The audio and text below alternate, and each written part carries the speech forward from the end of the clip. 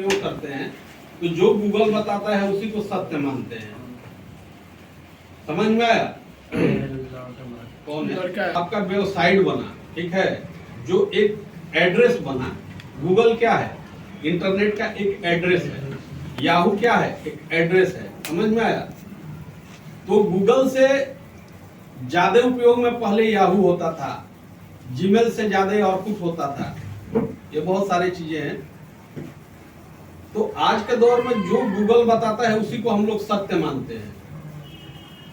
अगर हम बोल रहे हैं कि 1942 से 1955 तक फर्स्ट जनरेशन रहा, 1955 से 1964 रहा, 1964 से 1975 रहा, 1975 से 1984 रहा, 1984 से 1995 रहा और 95 से कंटिन्यू है।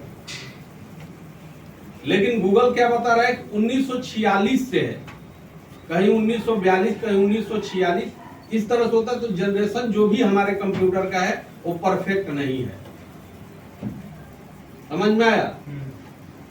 अब जब शुरू में हमारा कंप्यूटर बना था वो बहुत बड़ा था, यानी इस रूम के इतना बड़ा था। हम लोग भी फोटो ही देखे हैं,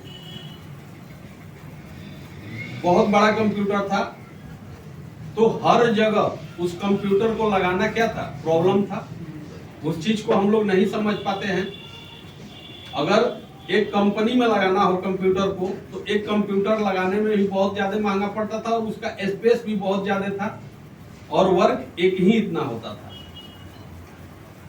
जब थोड़ा सा उसका विकास किया गया तो उससे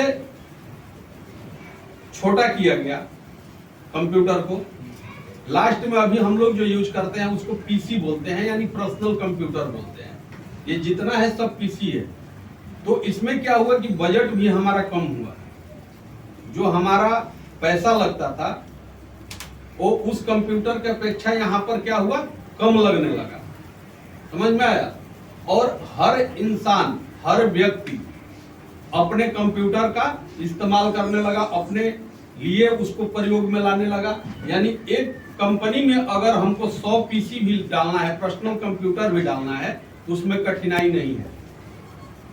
लेकिन पहले कठिनाई होता था कि वो ज्यादा महंगा भी होता था और उसका जगह भी बहुत ज्यादा होता था।